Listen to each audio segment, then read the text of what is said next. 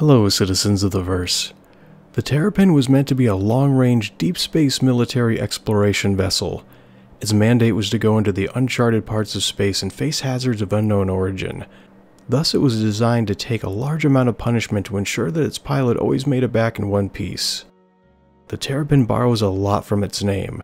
It can extend out its armor and go into a hunkering down mode, for lack of a better description, that sacrifices mobility for survivability. It has insane amounts of armor that can allow it to outlast a continuous barrage of punishment, but to offset this, the ship doesn't have much firepower. Its basic armor set is very powerful, but in addition, the armor can physically extend out and cover the cockpit to provide a second layer of protection against attacks. This will also help to reduce its heat signature, making it less visible to enemy sensors.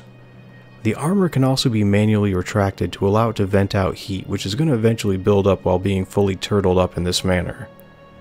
It has utility mounts for scanning equipment that's going to allow the ship to gather detailed information on planets, derelicts, potential mining sites, charting jump points, or anything else that would be of interest to another party. It comes standard with a gigantic sensor dish that additionally provides a kind of circle motif that is inherent to the Anvil designs. The Anvil looks very different from other Anvil ships, but has been given the same shape language, color scheme, and lighting to help make it more identifiable as a member of the Anvil family of ships.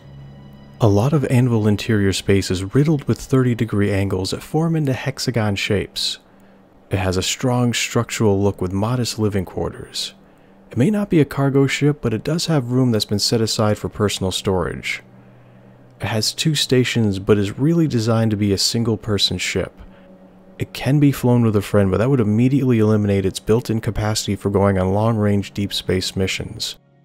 Like many other ships, it has grown a little bit in size, while trying to stay as close to the original concept as they could.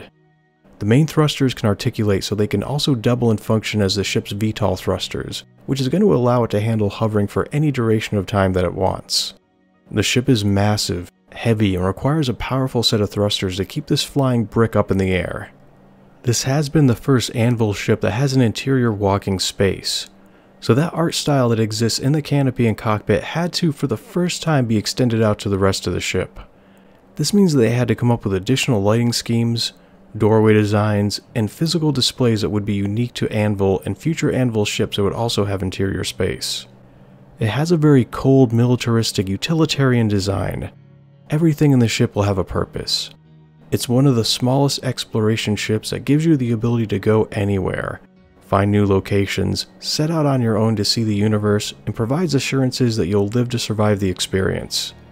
The Terrapin has progressed all the way to the final art phase, where it's currently in the tech setup stage, which puts it one step closer to finally being released.